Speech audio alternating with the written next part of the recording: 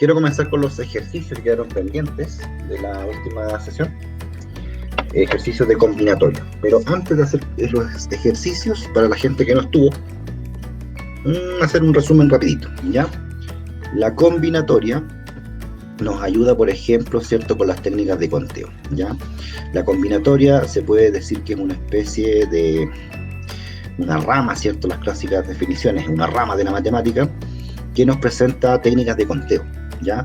Las técnicas de conteo son simplemente que vamos a tener, ¿cierto?, en resumen, una fórmula en la que, por ejemplo, si yo tengo un total de n elementos y yo quiero seleccionar, por ejemplo, una cantidad k de ellos, entonces, dependiendo, ¿cierto?, de básicamente dos condiciones iniciales, una es el orden y la otra es la reposición de los elementos, voy a tener, ¿cierto?, todas las fórmulas que vimos, ¿ya? Vamos a dejar de lado las permutaciones circulares para este resumen. Entonces, la idea, ¿cuál es? Yo tengo n elementos y voy a seleccionar k de ellos. Entonces, cuando yo hago la selección de k, tengo que preguntarme sí o sí si el orden importa y la reposición si es posible, ¿ya? Cuando digo el orden importa, quiere decir que si, por ejemplo, primero saco el tipo A y después saco el tipo B, o primero saco el tipo B y después saco el tipo A, perdón, hay que preguntar si estos son iguales o son distintos. Cuando estos elementos son iguales, el orden no importa. ¿Está bien? El orden no importa. Pero si los tipos son diferentes, entonces el orden sí importa. ¿Está bien? Entonces, esa es la primera pregunta. ¿El orden importa o no importa? Si el orden importa, tenemos lo que se llama variaciones, ¿ya? Variaciones son aquellas, digamos, selecciones en las que el orden sí importa, ¿ya? Otra cosa es ver si hay reposición o no, ¿ya? Ahora, si el orden no importa, les llamamos combinaciones. ¿Está bien? Entonces, las combinaciones son aquellas selecciones de elementos en las que el orden no importa. ¿Está bien? Lo que dijimos el día lunes es que, por ejemplo, si yo tengo un curso y quiero hacer, por ejemplo, grupos de 3, bueno, ustedes son de 32. Por ejemplo, los cursos de tercero tienen casi todos 32 alumnos. De los 32 alumnos yo puedo formar grupos de A4, ¿cierto? Tengo 8 grupos de A4. Ahora, por ejemplo, si yo elijo en un grupo a Derek, saco al Derek, después, por ejemplo, saco a La Paz, después saco, por ejemplo, a, no sé, ¿quién más está aquí en tercero? El Seba, y después, por ejemplo, saco a la Julie, que no está hoy día. Entonces, ese grupo, ¿cierto?, tiene el primer elegido, que es Derek, el segundo, que es Paz, el tercero, que es Sebastián, el cuarto, que es Juliana. Ahora, si yo, para otro trabajo en el futuro, primero saco a La Paz, después saco a la Julie, después saco al Derek, y al final saco, por ejemplo, al Seba, el grupo va a ser el mismo, ¿se da cuenta, no? Entonces, el orden en que fueron, digamos, seleccionados los alumnos no importa, ¿se da cuenta? Eso es una combinación. Yo siempre digo que la combinación, asóciala, por ejemplo, a estas prácticas de fin de semana que hacen ciertas personas, ¿ya? Las cuales, digamos, no quiero profundizar aquí tanto en el tema, pero hay gente que el fin de semana tiene ciertas prácticas en las cuales combina ciertos tipos de fluidos, ¿ya? En un vaso se combinan dos tipos de fluidos. Hay un fluido que es un hidroxilo, ¿cierto?, que es básicamente alcohol, y hay un fluido que es más azucarado, ¿cierto?, más azucarado, para quitarle un poco, digamos, el sabor fuerte al alcohol. No sé, pues, por ejemplo, leche y chocolate, ¿ya? Por ejemplo, leche con chocolate, ¿ya? Entonces, si usted, por ejemplo, primero echa el chocolate y después le pone la leche y lo combina, le queda exactamente lo mismo que si primero pone la leche y después le echa el chocolate. Se da cuenta que el orden en que usted echa los elementos y combina eso, no importa, ¿ya? Entonces, la idea del orden, de que no importa, viene de las combinaciones. Si el orden importa, tenemos variaciones, ¿ya? Lo otro que nos podemos preguntar, además del orden, es la reposición. Por ejemplo, si yo saco a una persona para un grupo, ¿la puedo volver a sacar para el mismo grupo? La verdad es que no, ¿sí o no? Si saco al Derek para formar un grupo de 4 personas, no puedo sacar al Derek 3 veces. Entonces ahí no acepto reposición. La reposición o la repetición de elementos tiene que ver con eso. Cuando yo puedo volver a considerar el mismo elemento más de una vez, ¿ya? Y lo clásico es que usted, por ejemplo, tiene una caja donde tiene, por ejemplo, bolitas, y la clásica pregunta es, si yo saco una bolita, o sea, perdón, saco 2 bolitas, o saco, no sé, pues de los naipes saco 2 cartas, puedo repetir, o sea, puedo volver a elegir la misma bolita. Entonces aquí le van a decir si la bolita se vuelve a poner, hay reposición o no hay reposición, ¿ya? Entonces la reposición va a también, digamos, a dar, digamos, condiciones de restricción, ¿ya? Eso restringe bastante las posibilidades. Entonces, el orden importa, variación. El orden no importa, combinación. Dentro de las variaciones y las combinaciones, lo que se hace es lo siguiente. Usted de un total de n elementos va a elegir un total de k, ya un subconjunto k. Ese número k está variando entre 0 y el total. ¿Está claro? La cantidad de elementos que usted va a seleccionar está variando entre 0 y el total. En el caso de las combinaciones, este es el rango en el cual varía la k. En el caso de las variaciones, generalmente se considera mayor que 0, ya porque yo quiero poner al menos un elemento ahí. ¿Está bien? En el caso de las combinaciones se considera 0. En el caso de las variaciones, también puede tomarse hasta el máximo de elementos, que son n. Cuando se toma el máximo de elementos en la variación, es lo que se conoce como permutación, ¿ya? O sea, si usted, de ejemplo, supongamos que tiene 3 números. Imagínense que tiene el 3, el 6 y el 8. Y usted con los dígitos 3, 6 y 8 va a formar números de 3 cifras. Entonces, por ejemplo, puede poner 368, sería un número, 836 sería otro número, y así puede formar muchos números. La pregunta es, por ejemplo, ¿aquí se pueden repetir las cifras? Bueno, si no dice nada, usted las puede repetir, ¿ya? Ese es un tips. Considere que la reposición tiene que ser explícita, ¿está bien? Si no dice la reposición o no se deduce, digamos que la cosa si se repone o no, entonces si no hacen, digamos, ninguna alusión, usted asuma que se puede repetir, ¿está bien? Porque la idea de no repetir es una restricción que tiene que estar explícita en el ejercicio, ¿ya? En este caso yo formo un número de 3 cifras usando los 3 dígitos, pero podría, por ejemplo, formar números de 2 cifras, usando de los 3, eligiendo 2 y ponerlos aquí. Esto se conoce como variación a secas y esto se conoce como permutación, ¿ya? Cuando usted usa todos los elementos y los desordena, se conoce como permutación, ¿está bien? Bueno, en cuanto a las fórmulas, teníamos, ¿cierto?, este recuadro de resumen. Uy, se me quedó un moraleja en la esquina que no se ve en el video. Ahí. Mira, ya expreso. Ahí. En el cuadro de resumen tenemos variaciones con repetición, variaciones sin repetición, combinaciones con repetición, combinaciones sin repetición. Acá tenemos permutaciones con repetición, permutaciones simples y la circular. ¿Ya? Ahí están todas las fórmulas que vimos el día lunes. Entonces nos vamos con los ejercicios rápidamente para terminar luego. Dice, Antonia salió a un restaurante a almorzar y debe elegir un menú consistente en a lo menos una ensalada y a lo menos un tipo de carne. Se puede determinar la cantidad de combinaciones distintas de este tipo de alimentos que puede elegir Antonia si se sabe qué. Primero, hay 9 ensaladas distintas y 3 tipos de carne. Bueno, vamos a ir a la otra pantalla. Entonces, es que estoy interesado en conocer todas las posibles, ¿cierto?, combinaciones de alimentos que se pueden hacer. La primera información me dice que hay 9 ensaladas distintas y 3 tipos de carne, ¿ya? Y yo quiero saber de cuántas formas las puedo combinar.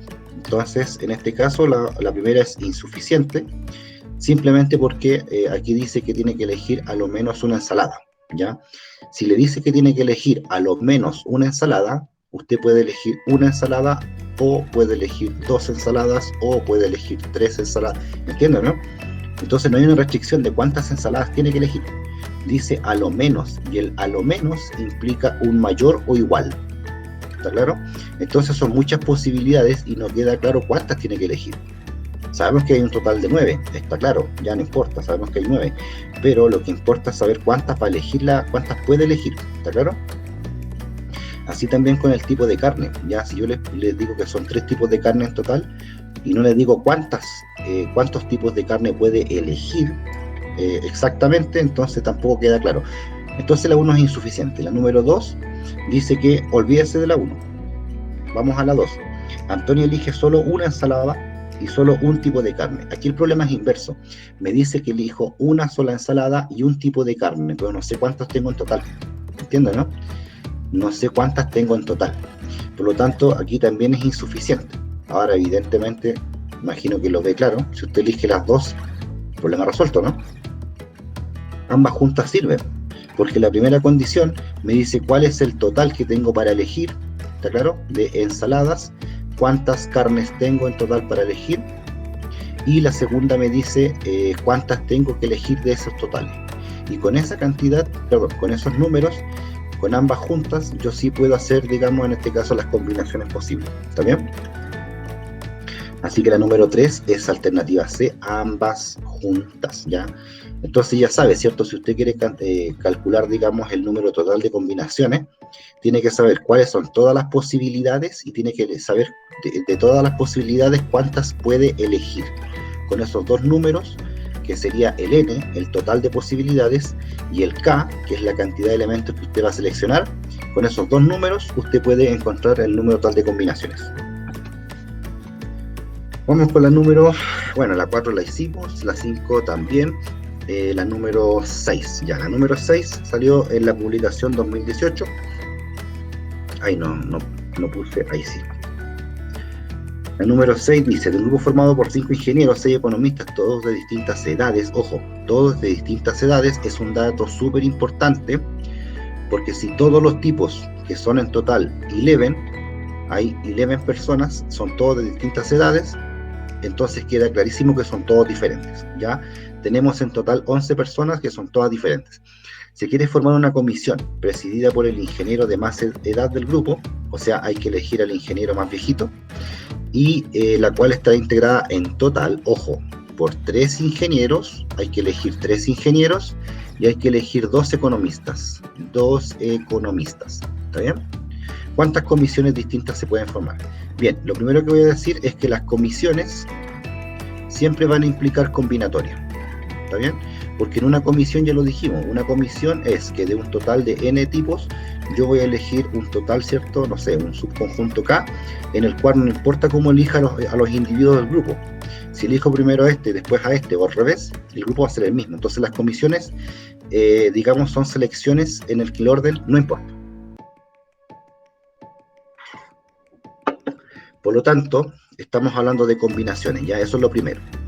Ahora, lo segundo es que tengo que hacer 2 selecciones.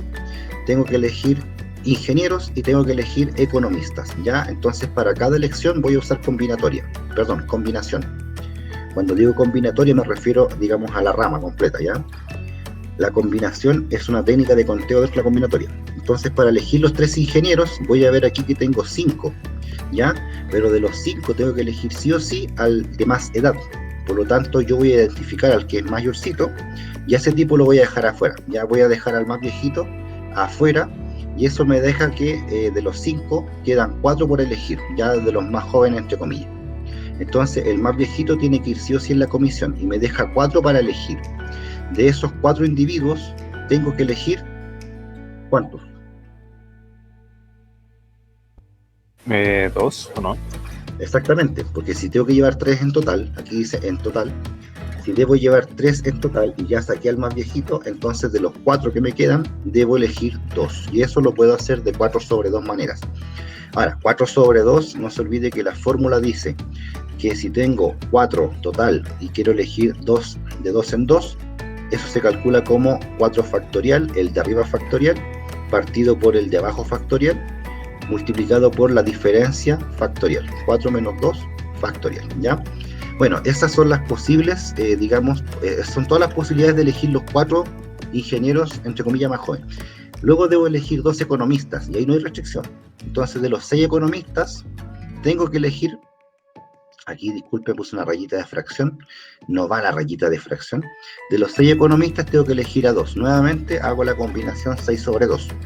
Otra vez, 6 sobre 2, por definición, equivale a fracción, el de arriba factorial, el de abajo factorial, y multiplicado por la diferencia 6 menos 2 factorial. Ya, ese es el número combinatorio, y lo vimos el día lunes, ¿está bien? Ahora, la pregunta aquí es la siguiente.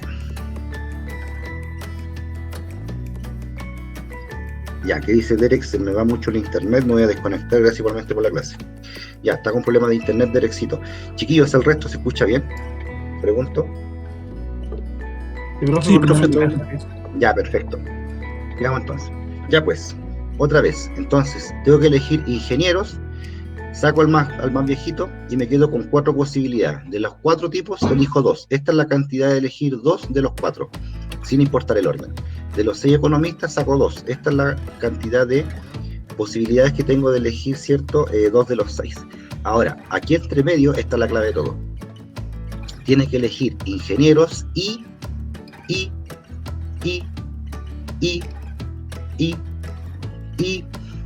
economistas. ¿Qué dijimos el lunes de la I? La I está asociada con multiplicación. Por lo tanto, tengo que multiplicar las posibilidades que tengo de elegir los ingenieros por las posibilidades que tengo de elegir los economistas. ¿Está claro? Entonces tengo que hacer este cálculo. 4 sobre 2 multiplicado por 6 sobre 2. Y esa va a dar la respuesta. Bueno, aquí la respuesta es... no sé si calcularla, a ver si sale rápido. 4 sobre 2, 2 factorial, la diferencia es 2 factorial, me va siguiendo, ¿no? ¿Quién llegó aquí? Valeria Álvarez. Voy a multiplicar 6 sobre 2, fijarse, el de arriba factorial, el de abajo factorial y la resta, 6 menos 2, 4 factorial, esos se multiplican en el denominador, ¿ya? ¿Cómo sacamos los factoriales? Bueno, elegimos aquí una simplificación conveniente, que es el de arriba, que es más grande, generalmente siempre va a ser más grande el de arriba, se simplifica con el de abajo más grande. Aquí son iguales, así que voy a matar con el 2. El 4 se mata con el 2 y arriba se salva el 3 y el 4. El 2 factorial de acá abajo es 1 por 2. 1 por 2 es 2, mata el 4, queda un 2, 2 por 3 quedan 6.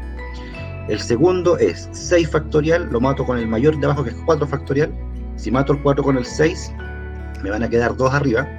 Los que se salvan son 5 por 6. Ya el 2 factorial que se salva abajo es 1 por 2, queda 2. El 2 mata el 6, me queda un 3, y 5 por 3 me da 15. Entonces, en resumen, 6 por 15 es la cantidad buscada y es 90. ¿Ya?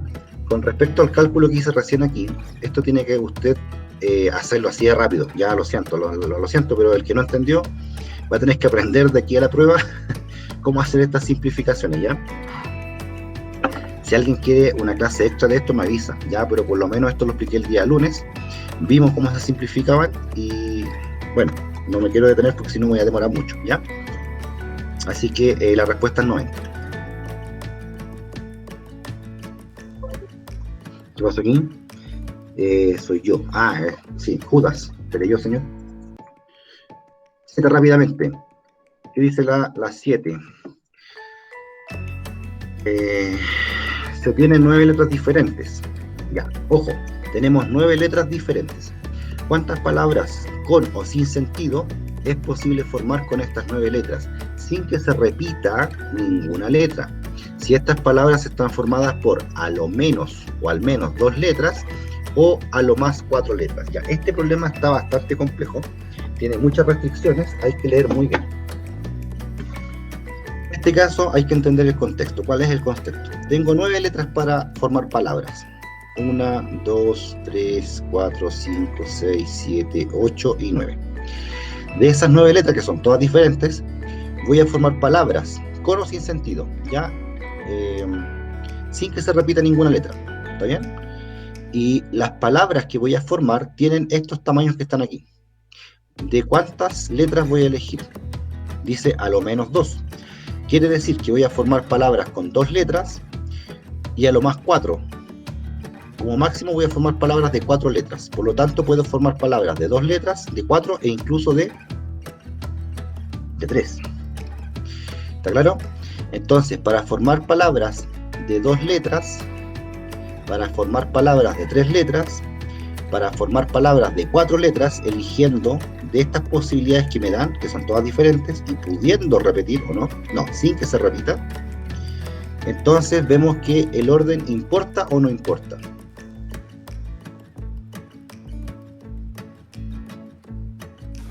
Importa. Evidentemente importa. Pues si usted pone, por ejemplo, usted pone la palabra, perdón, si usted elige la letra A y la letra, no sé, L, no es lo mismo escribir al que escribir la. Cuando queremos formar palabras, el orden sí importa. Usted cambia el orden de las letras y la palabra es distinta. ¿Está claro? Por lo tanto, si el orden importa, ya no es combinación, es una variación. ¿Está claro? una variación. Y dijimos que en la variación, si yo elijo un número menor del total, es una variación simple, pero si yo puedo elegir todas las posibilidades, es una permutación. En cada una de las tres es una variación, ¿ya? Las variaciones, en este caso, digamos para la primera, que son 2 letras, tengo que elegir de las 9, 2 letras, ¿ya? Y eso lo puedo hacer de esa manera, ¿está bien? O sea, voy a elegir de las 9, 2 letras y las voy a desordenar. Por eso multiplico por 2 factorial, ¿está claro? En la segunda voy a elegir 3 letras de las 9 posibilidades. Entonces, de las 9, escojo 3, pero esas 3 letras las puedo desordenar, porque el orden sí importa. Entonces, las debo multiplicar por 3 factorial, ¿está bien? Y la última, quiere decir que de 9 letras voy a elegir 4, pero las tengo que desordenar porque el orden sí importa, ¿está bien? La respuesta sería la E, ¿ya? Aquí vamos a decir lo siguiente. Las variaciones, a ver, ¿se acuerdan que, no sé si se acuerdan, pero yo el día lunes dije que a mí no me gustaba enseñar la materia como estaba en el texto, ¿ya? Y tampoco me gusta la forma que está en el Pedro de Valdivia, ¿ya? A mí la combinatoria me gusta enseñarla de otra forma. En resumen, me gusta enseñarla de la siguiente manera. Si yo tengo un total de n elementos y voy a elegir k, entonces la forma de elegir k de n es equivalente a la combinación n sobre k, que se puede escribir así. Combinación n sobre k quiere decir formar subconjuntos de k elementos de un total de n, ¿está bien? Esto por definición es n factorial, k factorial y la diferencia factorial, como lo hicimos en el ejercicio anterior, ¿está bien? Ahora, estas combinaciones son hechas de forma que el subconjunto, digamos, no importa en cómo se eligen los elementos. Por lo tanto, aquí estamos considerando en que el orden no importa. ¿Está bien? Pero si yo hago las combinaciones y le pongo la restricción de que el orden sí importa, estas se reducen, ¿ya? Entonces, perdón, no se reduce. Esta restricción me produce, digamos, un cambio, que es la siguiente. Si yo quiero que el orden sí importe, entonces de las combinaciones n sobre k, para ordenar las cositas, la debo multiplicar por k factorial, ¿está bien? Si yo multiplico el combinatorio por k factorial, estoy ordenando, ¿ya? Y le estoy dando, digamos, la importancia del orden al subconjunto. Entonces estoy diciendo que el orden sí importa, y en este caso si aplico la fórmula n factorial, k factorial, la diferencia n menos k factorial, que sería el combinatorio, multiplicado por k factorial, si se fija, ¿qué es lo que pasa?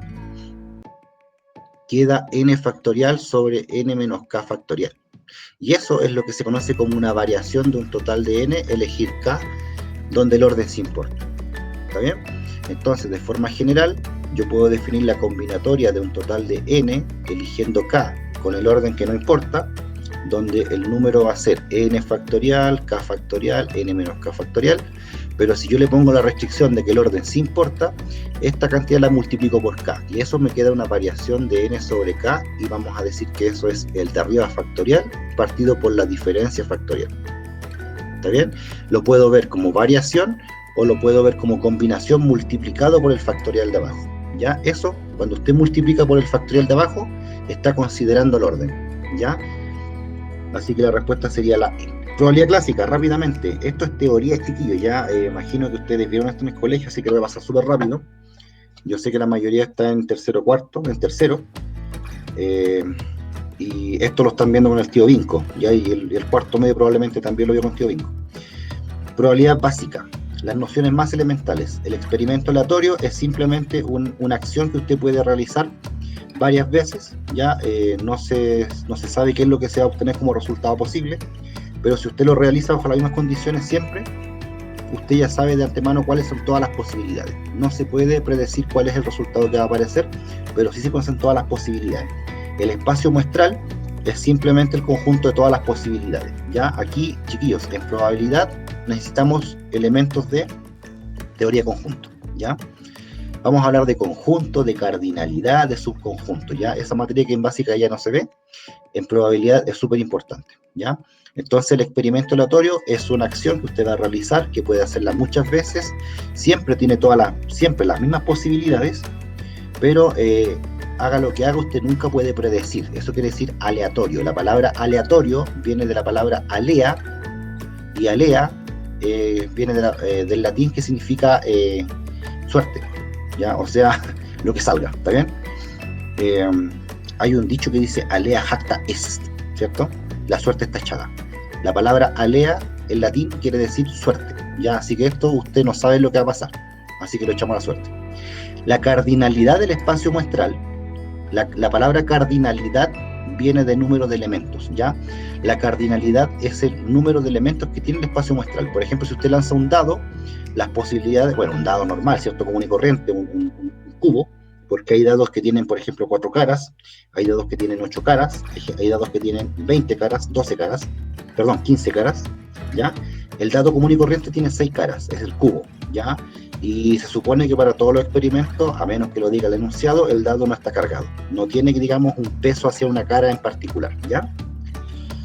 El espacio muestral al lanzar un dado es siempre el mismo, siempre va a salir el 1, o el 2, o el 3, o el 4, o el 5, o el 6. Esas son todas las posibilidades. Ese es el conjunto, el espacio muestral. La cardinalidad es el número de elementos, que sería 6. ¿Está claro? Los chiquillos son conceptos, tienen que entender la diferencia que hay entre concepto y concepto. El espacio muestral es un conjunto. La cardinalidad del espacio es un número, ¿ya? Y la cardinalidad siempre va a ser un número entero positivo o 0, ¿ya? El evento, también llamado suceso, es un posible resultado del experimento, ¿ya? En particular hay varios eventos. Está el evento cierto, también llamado seguro, el evento imposible, ya que es aquel que no puede ocurrir, el cierto es aquel que ocurre sí o sí. Por ejemplo, si yo lanzo un dado, ¿no? Imagínense que, a ver, yo quiero, por ejemplo, quiero trolear a un niñito, por ejemplo, de 4 años, ¿ya? Yo le voy a decir lo siguiente: voy a lanzar un dado, y si sale un número entre 0 y 7, yo gano.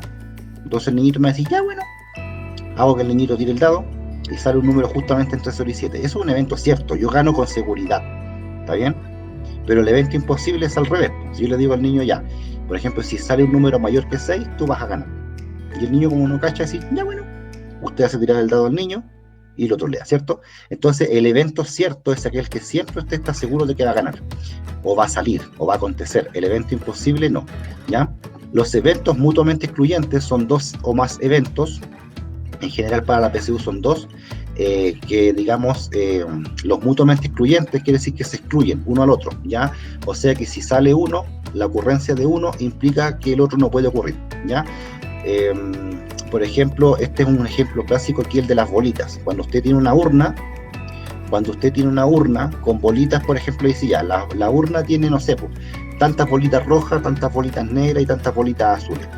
Entonces usted queda, pero convencido de que las bolas tienen un solo color. Entonces no hay bolitas que tengan los dos colores, ¿entiende, no? Por lo tanto, si una bola sale roja, usted ya sabe que la bola roja va a ser solamente la cantidad que le dijeron de roja, porque no hay bolas roja-azul, ¿ya? Entonces, cuando sale un color, inmediatamente se excluyen los demás números, ¿entiende, no? Ponga que hay 4 rojas, 5 azules. Si sale una roja, las 5 azules quedan fuera. Eso quiere decir mutuamente excluyente, ¿ya? Básicamente que no hay intersección. Los eventos complementarios son súper importantes, ¿ya? Y son aquellos que cuando usted los une, les forman todo el espacio muestral, pero que además no tienen elementos en común, ¿está bien? Por ejemplo, cuando usted lanza un dado, el clásico ejemplo de eventos complementarios es que al lanzar un dado, usted tiene, por ejemplo, un evento que es que salga un número par, y el otro evento es que salga un número impar, ¿ya? Si se fija, entre pares e impares no hay elementos en común, y si usted junta todos los pares con los impares, le da todo el espacio muestral, todas las posibilidades, ¿ya? La probabilidad clásica, también se llama regla de Laplace, es una digamos, medida que viene del siglo XVII, ¿ya? En esta, como dijimos el día lunes, las probabilidades se inventan, digamos, o sea, no se inventan, pero básicamente surgen como herramienta para el tema de los juegos, ya por ejemplo en Francia en el siglo XVII, dijeron que en ese digamos tiempo, dijeron que la medida de probabilidad de ocurrencia de un suceso venía dado por el número de casos favorables entre casos totales, ya también se llaman casos posibles.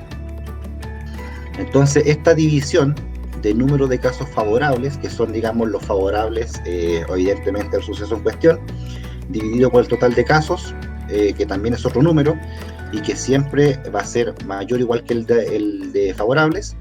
Entonces, esa medida, esa división, digamos, me da en cierta forma una cuantificación, digamos, de cuán posible es que ocurra tal suceso, ¿ya? Así lo vieron ellos. Siglo XVII dijeron, no, divida simplemente dos números y chao, ¿ya? Bueno, esta es la probabilidad clásica, como se llama, como les digo, siglo XVII más o menos, o regla de Laplace.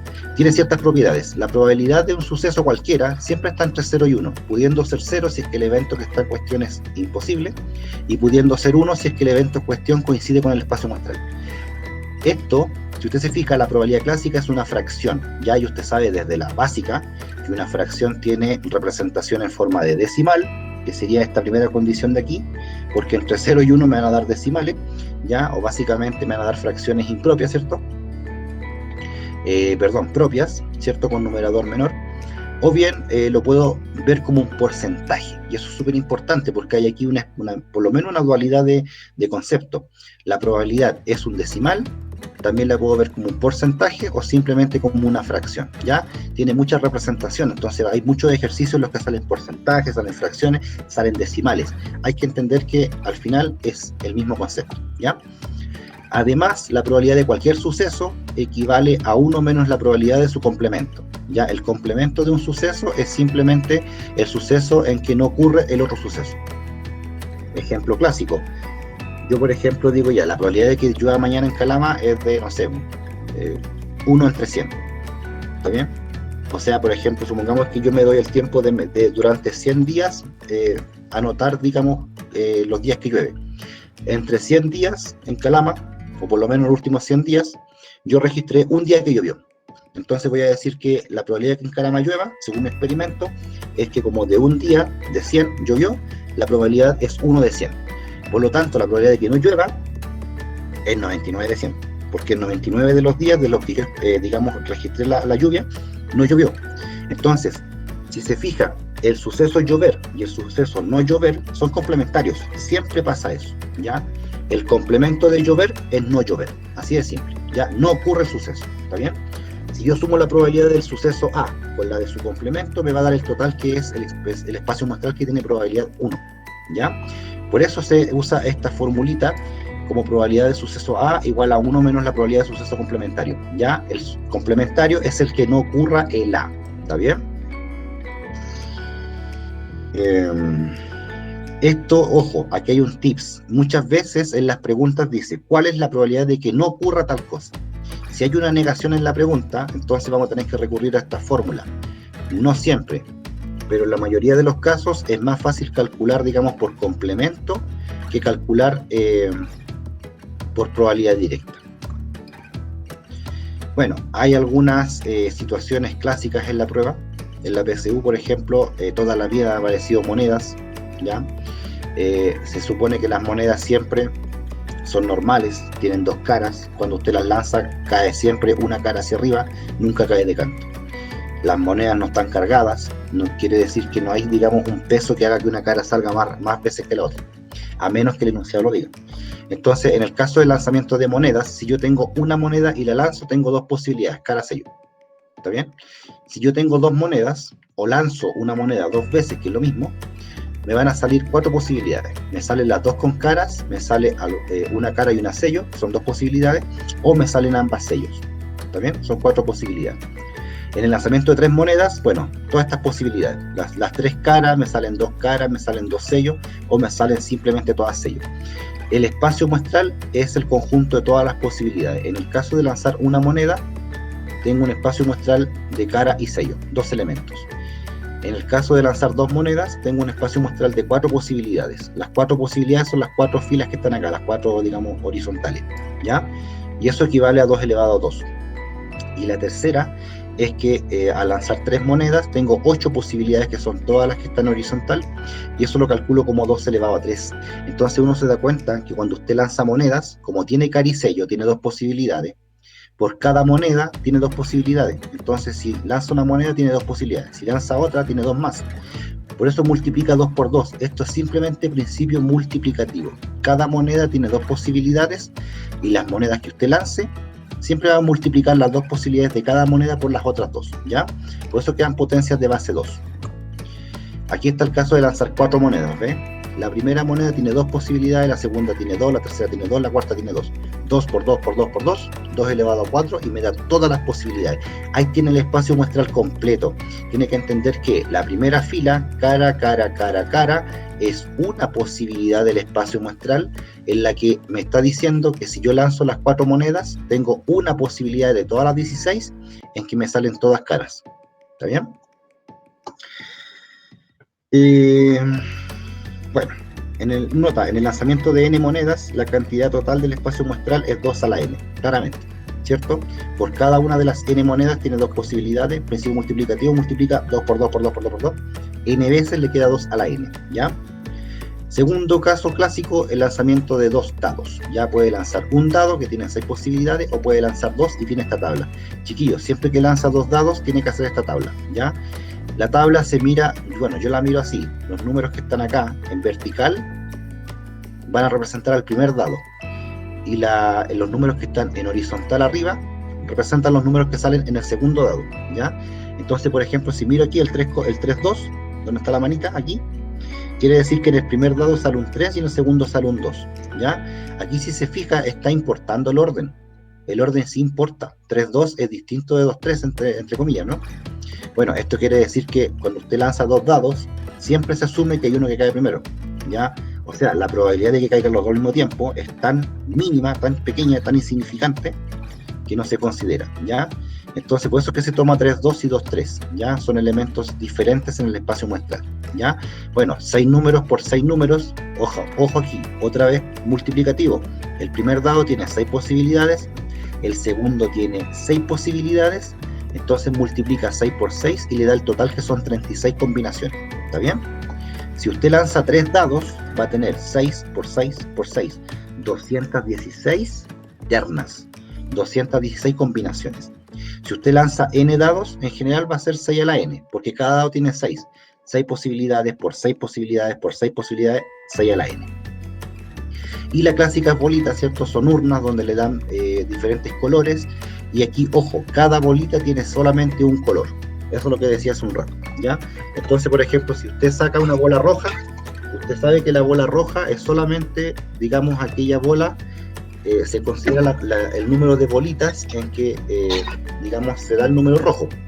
Así que es imposible en este caso que hayan bolitas que tengan los dos colores al mismo tiempo. O sea, una bola, como la bola Pokémon, ¿cierto? La bola Pokémon es blanca-roja. Si yo, por ejemplo, imagínense que tengo una urna, una caja, y le pongo bolas rojas y bolas blancas, usted no esperaría sacar una bola de Pokémon blanca-roja, ¿entiende, no? Si sale una bola blanca, usted ya sabe que las rojas quedan fuera, mutuamente excluyentes, ¿ya? ¿Existen algunos experimentos cuyo espacio muestral es más complejo? Sí, ¿ya? Y eso, bueno, vamos a ver en la práctica, ¿ya? El diagrama del árbol es súper importante y es muy, digamos, utilizado para la probabilidad condicional. El diagrama del árbol es simplemente este esquema en el cual usted va por etapas, ¿ya? Chiquillos, las etapas se ven en vertical, por ejemplo, cara aquí y abajo sello. Quiere decir que en el primer lanzamiento va a tener cara o sello. En el segundo lanzamiento tiene cara, sello nuevamente, pero eso depende. Si ya salió cara la primera, entonces estamos en esta primera columna, y si salió sello en la primera, entonces estamos en la otra columna, ¿ya? Por lo tanto, chiquillos, el diagrama del árbol se ve hacia abajo en vertical, en columnas, ¿ya? Y en cada columna se ponen las posibilidades, ¿está bien?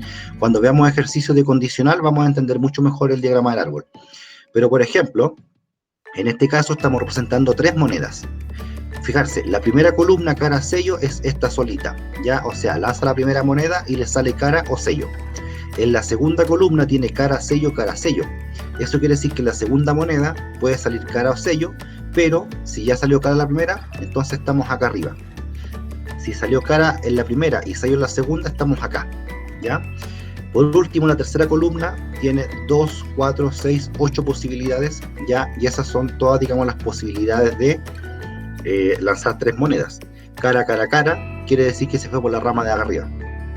Cara, cara, sello, quiere decir que tomó la rama cara a cara y bajó a sello. Cara, sello, cara, es una rama que es cara, sello, cara. ¿Va viendo el zigzag? Aquí se forman puros zigzag, ¿ya? Insisto, esto lo vamos a ver en los ejercicios y lo va a entender mucho mejor. Bueno, aquí tenemos un experimento súper simpático que es lanzar un dado y después lanzar una moneda.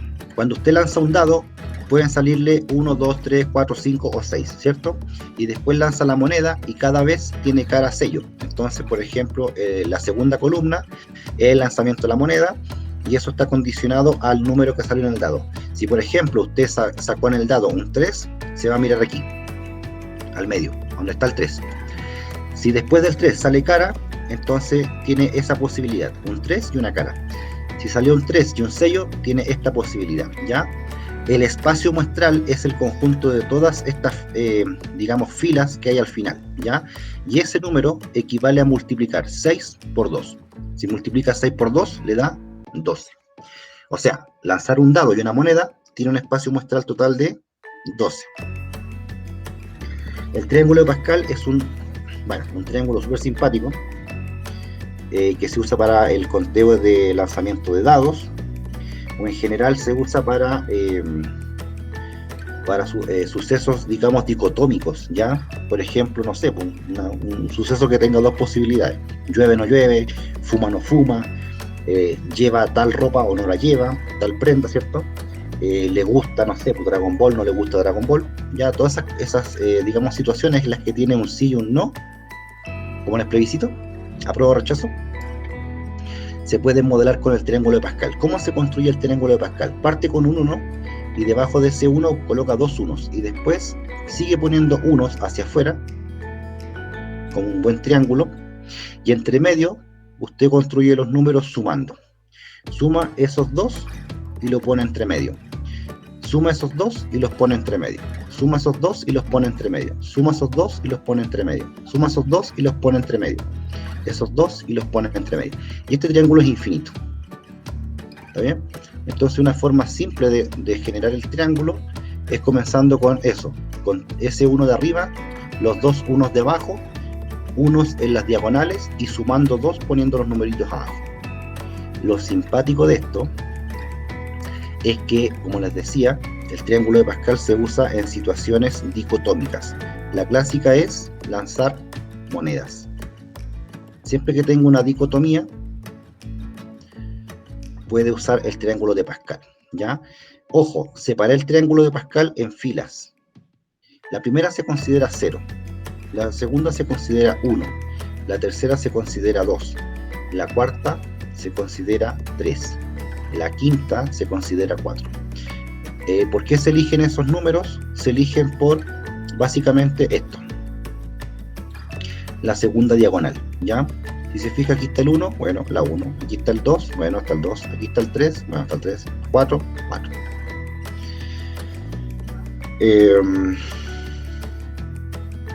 Entonces podemos ordenar el triángulo por filas. Y lo simpático, bueno, aquí hay muchas propiedades, ya no las voy a nombrar todas por tiempo, pero hay muchas cosas interesantes. Por ejemplo, si el n vale 0, tengo una posibilidad, ¿ya? Quiere decir que si tengo 0 elementos y quiero escoger 0 elementos, entonces tengo una sola forma de hacerlo, ninguna. ¿Ya? Ahora, por ejemplo, el 1 que está acá, quiere decir que si tengo un elemento y escojo 0 de ellos, tengo una posibilidad, ¿ya? Y el 1 de acá, quiere decir que si tengo un elemento y escojo 1, entonces tengo una posibilidad, escogerlo, ¿ya? En el caso de la fila 3, tengo un 1, un 2 y un 1. La fila 2 quiere decir que si tengo 2 elementos y escojo 0 de ellos, tengo una sola posibilidad, el vacío. Si tengo 2 elementos y escojo 1 de ellos, tengo 2 posibilidades. Y si tengo 2 elementos y quiero escoger los 2, tengo una sola posibilidad, ¿ya? Ahora, ¿cómo se interpreta esto? Por ejemplo, el número que está aquí, De 2 elementos, yo quiero que salga uno, o quiero escoger uno. Imagínense cara sello. Tengo una moneda con cara y sello, ¿ya? Tengo 2 posibilidades. Perdón, lanzo 2 veces la moneda. Si lanzo 2 veces la moneda, me puede salir cara a cara, me puede salir cara sello, o me sale sello cara, o me sale sello sello. Entonces, cuando yo estoy mirando el 2 del triángulo de Pascal en la tercera fila, perdón, en esta fila, en la tercera, estoy pensando que de las 2 posibilidades yo estoy escogiendo una. Por ejemplo, de todas las posibilidades de lanzar 2 monedas, entonces tengo 2 posibilidades en que me salga una cara. Si yo miro aquí cuántas veces sale una cara, son 2. Ese es el número que está en el triángulo de Pascal. Si yo quiero contabilizar, por ejemplo, 2 caras, quiere decir, de 2 monedas, quiero 2 caras. ¿Cuántas veces salen 2 caras? Una sola vez. Y ese número es el que está aquí, ¿ya? Entonces el triángulo de Pascal tiene muchas posibilidades. No voy a dar, digamos, tanta explicación porque por el tiempo. Pero insisto, la otra semana, si quieren ver ejercicios, si quieren una clase extra en la ISA, podemos profundizar más, ¿ya? Pero el triángulo de Pascal, digamos, sirve bastante. Entonces hay una relación entre los números del triángulo de Pascal y las combinatorias. ¿Está bien? Por ejemplo, el 6, miremos el 6. El número 6 que está aquí, está en la fila n igual a 4. El 6 quiere decir que si tengo un total de 4, entonces yo quiero elegir 0, 1, 2. 2 elementos de los 4, tengo 6 posibilidades. ¿Está bien? El 4 que está acá quiere decir que de 4 elementos yo voy a elegir 3. ¿Ya? Así que el 4 es el resultado de esa combinatoria. Perdón, de esa combinación. ¿Está bien? O sea, lo que estoy diciendo es que los numeritos que aparecen en el triángulo de Pascal son los resultados de todas las combinaciones n sobre k. ¿Ya? Por ejemplo, si usted quiere calcular cuánto vale 4 sobre 3, ya no tiene que hacer 4 factorial, 3 factorial, 1 factorial, ¿ya? Que es la fórmula. 4 sobre 3, si tiene el triángulo con suficientes números, puede verlo rápidamente. El 4 de arriba quiere decir que el n vale 4, es decir, la fila 5. Y el 3 es el tercer número de izquierda a derecha. 1, 2, 3. Perdón, parte con 0. 0, 1, 2, 3. Estaría aquí, ¿ve? Ahora, el triángulo es simétrico, por lo tanto puede contar de derecha a izquierda también. ¿Está claro? Mire, 1, 1, 1, 1, 2, 1, 1, 3, 3, 1, 1, 4, 6, 4, 1, 1, 5, 10, 10, 5, 1, 1, 6, 15, 20, 15, 6 y 1. Por ejemplo, aquí tengo la fila 0, tengo hasta la fila 6, ¿cierto? Aquí dijimos que este número daba el orden de la fila, N6, ¿ya? Sería la séptima, ¿sí? Pero es la N igual a 6. Si usted quiere saber cuánto vale 6 sobre 4, vaya a la fila donde el n vale 6 y parta contando del 0. 0, 1, 2, 3, 4. El resultado de esto es 15. Si no me cree, haga el cálculo. 6 factorial, 4 factorial, la diferencia es 2 factorial. Mato el 6 con el más grande. Del 4 para llegar al 6 se salva el 5 y el 6. El 2 factorial me da 2. Esto me da 3. 3 por 5, 15. ¿Ven? ¿Cuánto, por ejemplo, vale 5 sobre 2? 5 sobre 2. Y tengo el triángulo. Bueno, busco la fila donde el n vale 5, que sería esta fila de aquí. En esta fila el n vale 5. No se olvide que la fila, el n la determina este número, el que sigue del 1. ¿Ya? Ahí está el n igual a 5.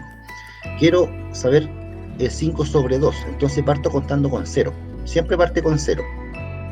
0, 1, 2. O sea, este resultado vale 10.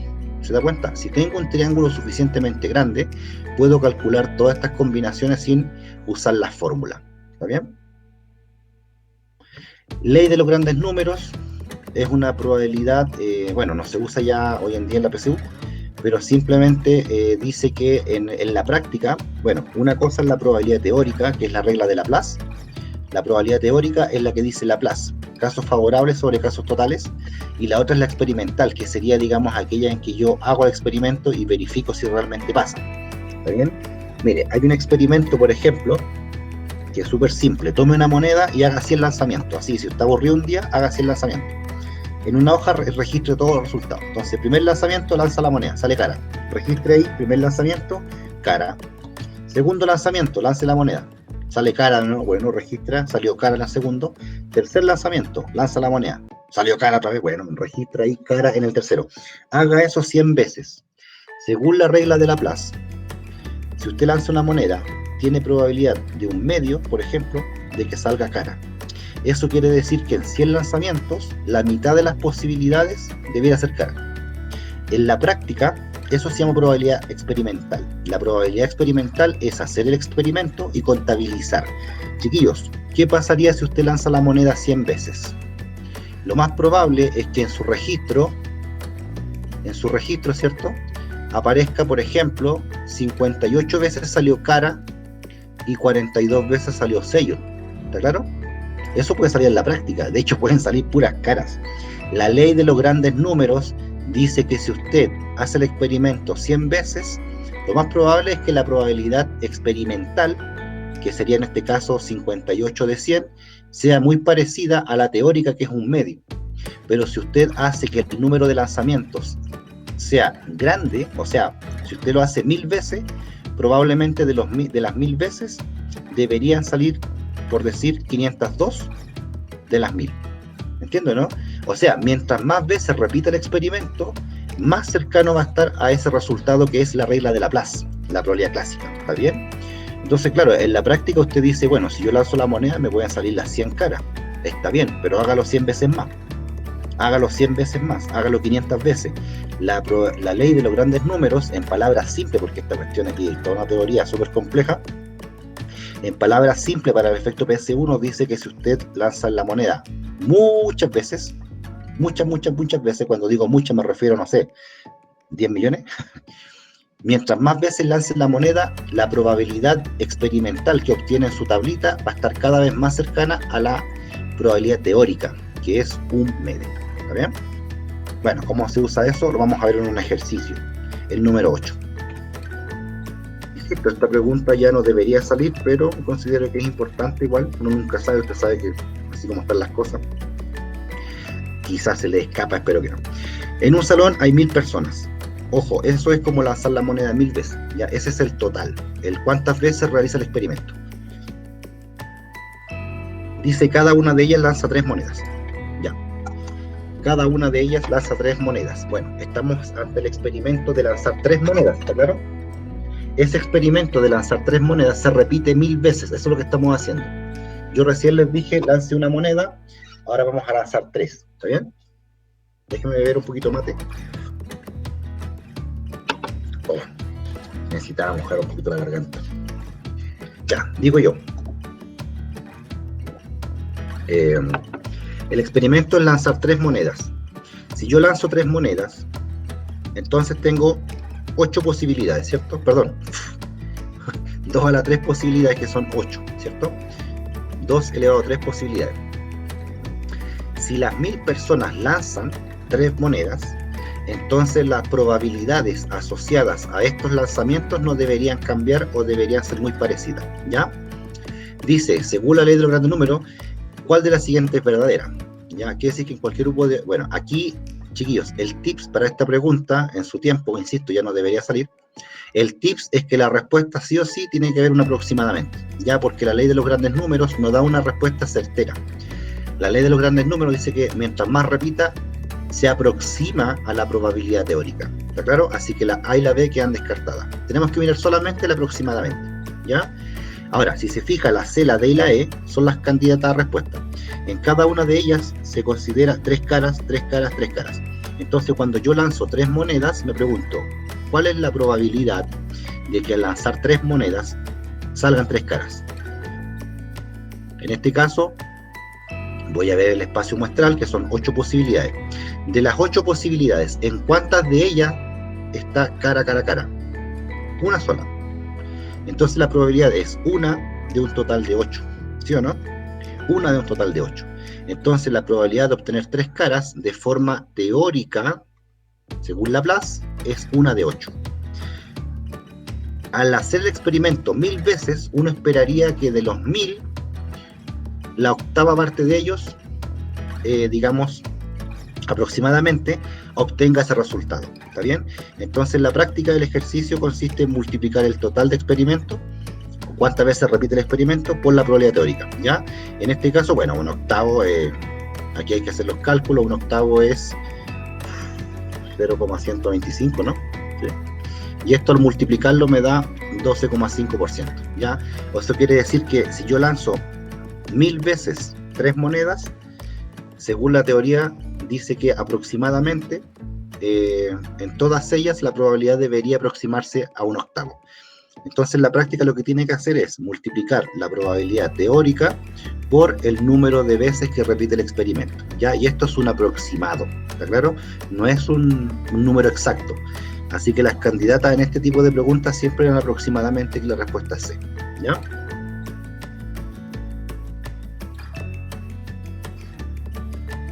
Número 9.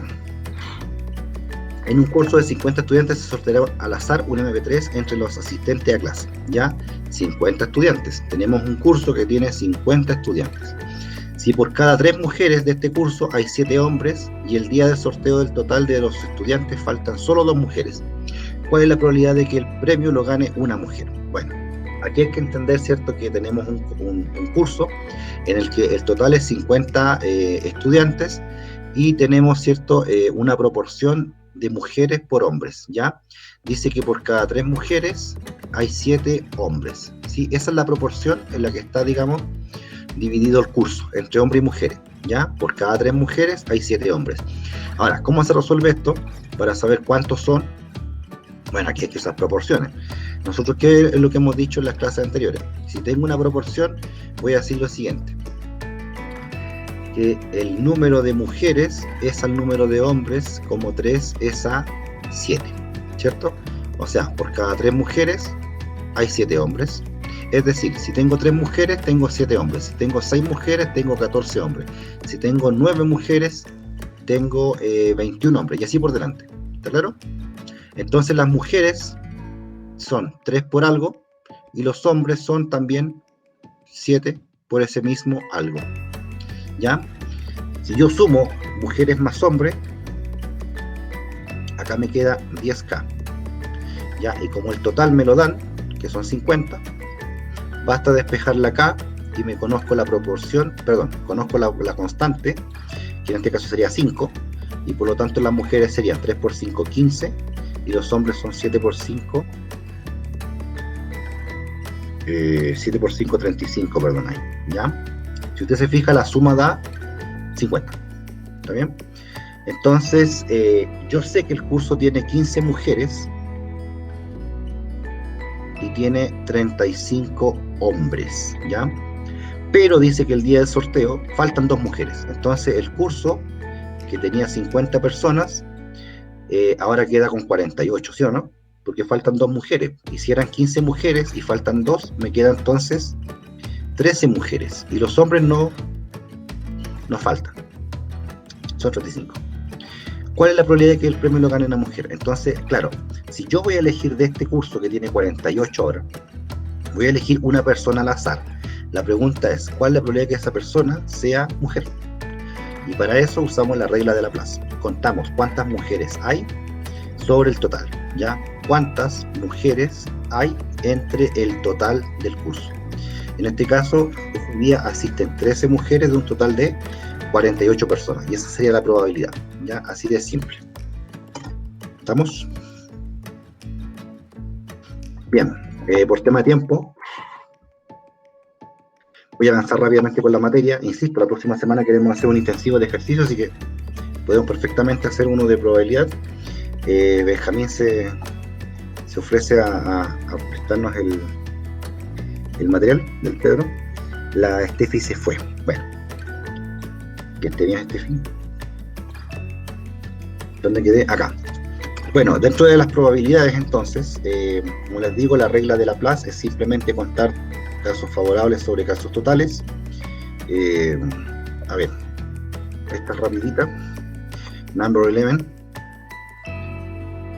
Fijarse, en una bolsa hay 10 fichas del mismo tipo, numeradas correlativamente del 0 al 9. Bueno, hay una ficha que tiene el 0, hay una que tiene el 1, la otra tiene el 2, la otra tiene el 3, 4 y así. ya hasta la que tiene el 9. Entonces tenemos 10 fichas, ya, y todas son del mismo tipo, o sea, misma textura, mismo tamaño, ¿cierto? Digamos, no es que si usted la mete en una bolsa y mete la mano, usted sabe, por ejemplo, cuál es la 5, porque la ficha 5, por ejemplo, tiene un hoyo, ya no sé, por decir algo. Son todas iguales, no hay forma de meter la mano y saber antes de sacarla cuál es cuál, ¿ya? Si de la bolsa se saca una ficha al azar, ¿cuál es la probabilidad de que esta tenga un número primo? Entonces aquí quiero calcular cuál es la probabilidad de que el número sea primo. Saco una ficha. ¿Qué tengo que hacer? Contar cuántos números son primos entre todas las posibilidades. El total de fichas. ¿Cuántas fichas son? Bueno, son 10. Y de las 10, ¿cuántos primos son? El 2, el 3, el 5 y el 7. Son 4. ¿Está bien? 4 de 10 generalmente aparece simplificado. Si lo divide por 2. ¿Está bien? Pregunta rapidita, facilita, salió el 2019. Ojo. Pregunta relativamente fácil, ¿ya? Bueno, de aquí para atrás, lo que era probabilidad solamente implicaba un suceso, ¿ya? O sea, saco una persona y tiene cierta condición, saco una bolita y tiene cierto color. Pero de aquí en adelante podemos mezclar colores, podemos mezclar condiciones, podemos mezclar personas, sacar 2 personas, por ejemplo, sacar 2 bolitas, ¿cierto? Mezclar, digamos, más de una condición, ¿ya?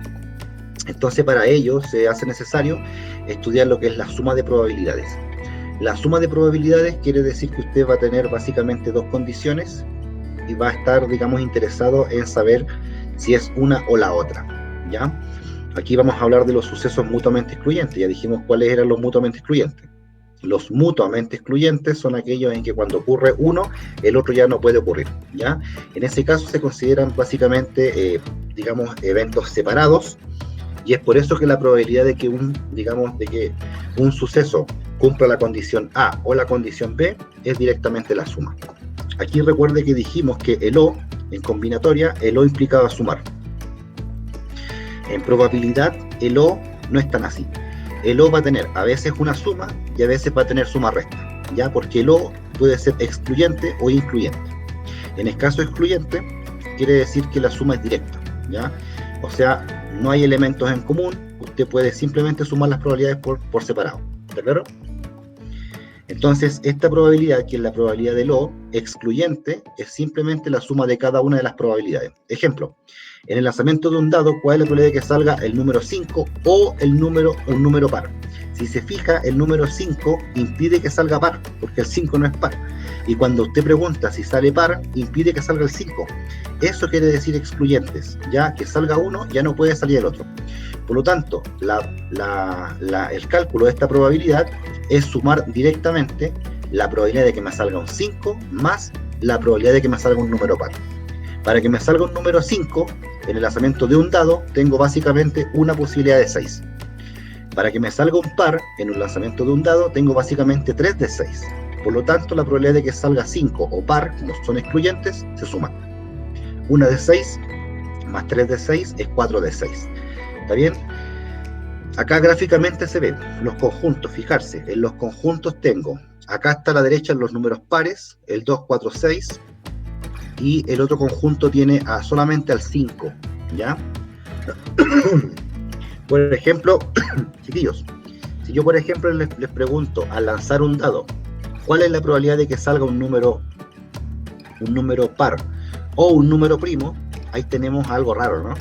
Porque par o primo no son excluyentes, porque el número 2 a la vez es par y es primo, ¿entiendes, no? En cambio, en este caso, que salga un 5 o que salga un par, son cosas totalmente independientes, ya son diferentes. Así está la probabilidad también de los no excluyentes, que son lo que recién conversaba. Por ejemplo, tengo números primos, tengo el 2, 3, 5, el número par puede ser 2, 4, 6. En este caso, el 2 está en ambos conjuntos, ¿se da cuenta, no? Aquí entre medio hay un número que se repite. Por lo tanto, en este caso, la probabilidad de una O, que es no excluyente, se calcula sumando cada uno de los sucesos menos lo que se repite. En el caso anterior es una suma directa, se suma el primero con el segundo de forma independiente y fue. Acá se tiene que sumar el primero con el segundo y restar lo que se repite. Si se fija, tenemos la probabilidad de que sea primo, 3 de 6, porque tengo 3 primos de un total de 6. De que sea par, 3 pares de un total de 6. Pero dentro de esos dos conjuntos hay uno que cumple que es primo y par. Hay uno solo, que sería el 2. El 2 es primo y es par. Por lo tanto, para que salga el número 2, tengo simplemente una de 6 posibilidades, ¿ya? No se olvide que la probabilidad de que salga un 2 es 1 de 6.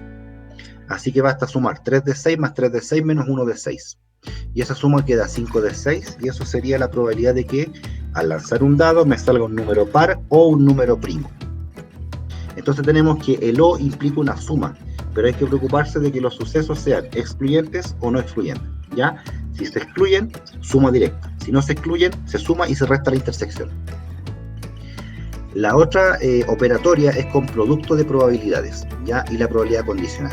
El producto de probabilidades. No se olvide que en combinatoria, el lunes dijimos que la I va a implicar multiplicar. Eso es en combinatoria, ¿ya? Cuando usted está en la combinatoria y le ponen un O excluyente, usted suma. Si le ponen un I, multiplica. En probabilidades, el O va a considerarse excluyente o no excluyente, que es básicamente lo mismo que la combinatoria. En el caso del I, tenemos la posibilidad de que sean independientes o dependientes. ¿Cuándo son eventos independientes? Simplemente vamos a multiplicar las posibilidades, ¿ya? En el caso independiente, vamos a considerar la intersección de los dos sucesos. Si dos sucesos tienen intersección, entonces la probabilidad de la intersección es simplemente el producto de sus probabilidades cuando son independientes, ¿ya? En este caso, si yo veo el conjunto par y primo, nuevamente el mismo ejemplo, tiene, ¿cómo se llama? Al número 2, ¿cierto? En común. Entonces, si yo pregunto ahora, ¿cuál es la probabilidad de que salga un número que sea par y a la vez que sea primo? Entonces, en este caso, voy a multiplicar, ¿ya? Voy a multiplicar 3 sextos con 3 sextos. 3 sextos porque el par tiene 3 posibilidades de 6 y primo 3 de 6. Multiplica y le queda un cuarto, ¿ya? La condicional, bueno, tiene que ver con eventos dependientes, ¿ya? ¿En qué sentido son eventos dependientes? Eventos dependientes quiere decir que cuando, por ejemplo, tengo dos sucesos, yo ya sé antes que uno ocurre, ¿está claro? Yo sé que hay uno que ya ocurrió, o me dicen así como, por ejemplo, si se sabe que pasó esto.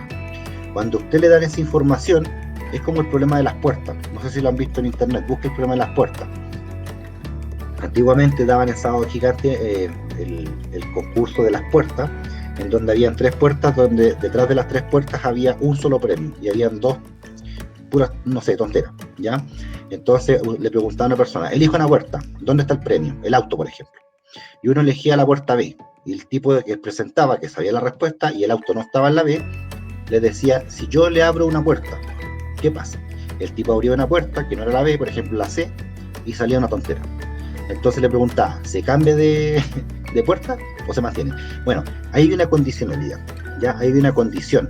A usted le dan información y cambia totalmente, digamos, su forma de ver el problema, ¿ya? Entonces, eventos dependientes tienen que ver con eso básicamente, cuando yo ya sé que algo, digamos, ocurre y eso afecta al otro suceso. En este caso, la probabilidad de la intersección se calcula multiplicando la probabilidad de que ocurra el suceso A por la probabilidad de que ocurra el suceso B, dado que el A ocurrió. ¿Está bien? Tenemos una condicional. En este caso, tenemos sucesos A y B. El suceso A ya sé que ocurrió, entonces me pregunto cuál es la probabilidad de que salga el B, sabiendo que ahora el A ya ocurrió. ¿Está bien? En este caso, tengo 4 bolas rojas y 3 azules. Por ejemplo, dice, saco 2 bolitas, sin reposición. Entonces, la primera dice, suceso A es sacar una bola roja en la primera extracción, y el B es sacar una bola azul en la segunda extracción, ¿ya? Entonces, la pregunta es, ¿cuál es la probabilidad de sacar una bolita roja en la primera y una bolita azul en la segunda, sin reposición? Ya, eso se calcula multiplicando la probabilidad de que salga roja en la primera por la probabilidad de que salga azul en la segunda, sabiendo que la primera ya salió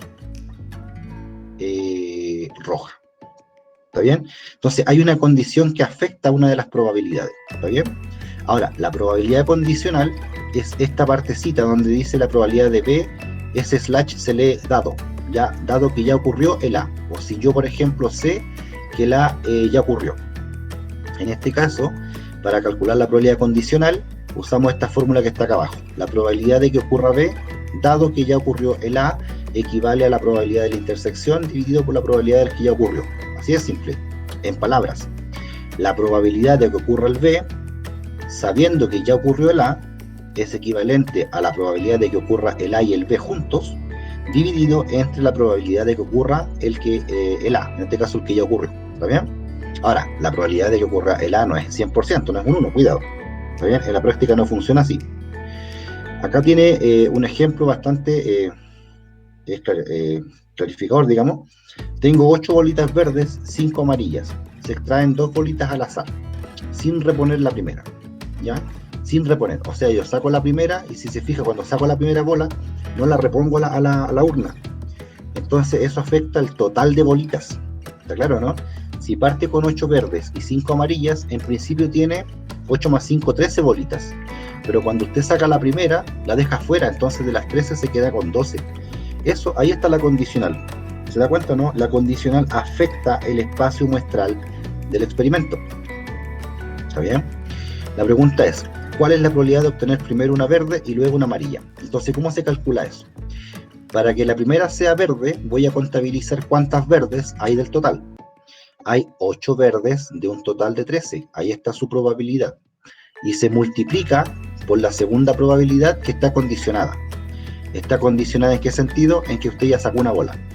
Entonces está interesado en saber ahora cuál es la probabilidad de que sea amarilla la segunda, sabiendo que ya sacó una bola. En este caso una bola verde, ¿cierto? Queremos saber la probabilidad de que salga amarilla, sabiendo que la primera fue verde. Cuando usted hace eso, está condicionando, primero que todo, el espacio muestral. De 13 bolitas, se quedó con 12. ¿Por qué? Porque no puede reponer la bolita que sacó. Y segundo, si usted ya sacó una verde, bueno, la cantidad de amarillas no cambia, ¿cierto? Pero puede que a veces saque una amarilla primero y después saque otra amarilla, entonces va a modificar ambos números. Va a modificar el número de amarillas y evidentemente el número total, ¿ya? Acá tengo un segundo ejemplo, dice cuál es la probabilidad de obtener una verde y una amarilla, sin especificar el orden. Aquí en este caso, no, si se fijan, la primera pregunta es, yo quiero sacar una bola primero verde y después la amarilla, sin reposición. En este caso, la pregunta es, quiero verde y amarilla, pero sin saber el orden. O sea, puede salir primero la verde, después la amarilla, o primero la amarilla y después la verde. En este caso, tenemos una suma, porque hay dos casos, ¿ya? Cuando tenemos separación en casos, tenemos que hacer una suma. Entonces, la probabilidad de que salga verde y amarilla, sin importar el orden, y obviamente con reposición, es que la primera sea verde y la segunda sea amarilla, dado que la primera es verde, o suma, la primera es amarilla y la segunda es verde, dado que la primera salió amarilla y la dejé afuera. ¿Está bien? Entonces, si no especifico el orden, tengo que hacer esta suma, ¿ya? Bueno, aquí evidentemente se fija que modificó el espacio muestral, ya por la no reposición de la primera bolita. La última dice, ¿cuál es la probabilidad de obtener 2 bolas verdes? Primero verde y luego verde. Entonces, esto es lo que les decía arriba. Si yo saco una verde, modifico el número total, que son 13, y modifico el 8 que eran verdes, porque por la segunda me quedan 7. ¿Se da cuenta, no? Entonces, si saco 2 del mismo color, estoy condicionando el espacio muestral, que es el total, y estoy condicionando también el número de casos favorables. Eso es una probabilidad condicional. Hay una, digamos, bueno, restricción entre comillas, que me modifica el espacio muestral en principio. Ya el número de arriba puede modificarse como puede no modificarse. ¿Está bien? En el lanzamiento de un dado, ¿cuál es la probabilidad de obtener un 4 sabiendo que es par? Bueno, aquí hay otra forma más simple, que es simplemente mirando cuáles son los pares. ¿Cuántos pares hay en un dado? Hay 3. Y de esos 3 pares, ¿en cuántos de ellos hay un 4? En uno solo. Entonces la puedo ver así también, ¿ya? Y esa es la gracia de la condicional, que usted la puede ver con la fórmula, que sería estas fórmulas que están acá, o la puede analizar restringiendo su espacio muestral. Como les digo, si yo lanzo un dado, el espacio muestral tiene 6 posibilidades, pero cuando me dan la condición de que el número ya se sabe que es par, de las 6 posibilidades solamente me quedo con los pares, me olvido de los impares, y dentro de los pares busco la que me están pidiendo, que sería un 4. Por eso es una de 3. Este caso me está diciendo que puedo calcular la condicional restringiéndome a la condición sin pasar por la fórmula que está acá. ¿Está bien? Acá, perdón. Ahí. Hermosas probabilidades. Sebastián se tuvo que ir, Stephanie se tuvo que ir, y ¿quién queda aquí? ¿Queda gente? Sí, queda mucho. Chiquillos, me voy a tomar el tiempo de hacer la número 17, porque la 17 es súper interesante, ¿ya? Y va a ser la única que voy a hacer de esta lista porque me pido el tiempo, ¿ya? Espero que alcancemos a verla completa y no nos pasemos tanto más allá de las 7. Fijarse que la número 17 la voy a hacer de 4 formas diferentes. Bueno, si les muestro cuál es la 17, quizá se van a quedar. Ahí sí. Voy a mostrar este ejercicio que se puede hacer de 4 formas diferentes. Es una probabilidad condicional y quiero mostrar todas las posibilidades que tengo de resolverlo. En un curso hay 30 hombres, de los cuales 10 usan frenillos. Hay 20 mujeres, de las cuales 6 no los usan. Si se selecciona un estudiante al azar, ¿cuál es la probabilidad de que sea mujer y utilice frenillos? Bien, la primera forma en la que voy a resolver esto es usando una tabla de doble entrada. La tabla de doble entrada es aquella tabla que tiene básicamente, digamos, dos doble entradas, ¿cierto? 2 filas, 2 columnas. Simplemente aquí va a poner el género, por ejemplo, y acá la condición de los frenillos, sí o no. El género es, bueno, hombre, mujer, y los frenillos es, ¿usa frenillos o no usa frenillos? ¿Ya? Entonces esta tablita, que en principio tiene 4 celdas, usted la puede extender 2 celdas hacia la derecha y 2 celdas hacia abajo, en donde en estas nuevas celdas voy a colocar los totales marginales que llamo yo, ¿ya? Los totales marginales son simplemente la cantidad de una de las filas o columnas, ¿ya? Por ejemplo, en este caso dice que hay un curso que está compuesto por 30 hombres, de los cuales 10 usan frenillo. Bueno, si tengo 30 que 10 usan frenillo, entonces 20 no usan frenillo. Por lo tanto, aquí voy a poner 10 hombres que usan frenillos y aquí voy a poner 20 hombres que no usan frenillo. Si usted suma el 10 con el 20, le da la marginal, 30. La marginal 30 quiere decir que tenemos 30 hombres. Eso se refiere a marginal. Marginal es que deja, digamos, una sola variable, ¿ya? Las mujeres son 20 y 6 no usan frenillo, por lo tanto hay 14 que sí usan frenillo. Si suma 14 con 6 para el lado, le da 20. Por lo tanto, la marginal 30 quiere decir que hay 30 hombres, la marginal 20 quiere decir que hay 20 mujeres. Si suma hacia abajo, 10 con 14 le da 24. 24 es una marginal que indica que hay 24 personas que usan frenillo, independientemente del género. ¿Entienden, no? El 20 con el 6 suma 26. Quiere decir que hay 26 personas que no usan frenillo, independientemente si es hombre o mujer. Entonces tengo las marginales, que son las sumas, y tengo las conjuntas, que son, en este caso, por ejemplo, el 10 quiere decir que es un hombre que usa frenillo. Hay 10 hombres que usan frenillo. A estos números que están acá al medio se les llama valores conjuntos. Conjuntos porque cumplen las dos condiciones. ¿Va siguiendo? Conjuntos cumplen las dos condiciones. O sea, tienen género y tienen frenillo o no tienen frenillo. Las marginales solamente apuntan a una de las dos, o al género o al hecho del frenillo o no frenillo. ¿Está bien? En la esquina que está acá abajo, si usted suma hacia abajo o hacia el lado, le tiene que dar exactamente lo mismo y le va a dar el total del curso en este caso. Siempre va a pasar eso. ¿Ya? Bien. Una vez que construyo la tabla, puedo responder la pregunta. La pregunta dice, ¿cuál es la probabilidad de que sea, si saco un estudiante, de que sea mujer y utilice frenillos? Mujer y utilice frenillos. La I implica una multiplicación, ¿cierto? Recuerde que en las probabilidades hay que ver si son dependientes o independientes, pero la I implica una multiplicación, sí o sí. Ya hay que ver si son dependientes o independientes.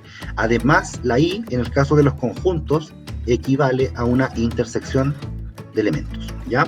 Por eso la escribo de esta manera, intersección. Entonces, ojo, cuando tengo la probabilidad de que sea mujer y use frenillos, eso es conjunto. tiene que tener las dos condiciones. Es mujer y usa frenillos. Entonces voy a ver cuántas son mujeres y usan frenillos. Son 14. Ahora, ¿14 de cuánto? 14 del total, que es 50. Y se acabó.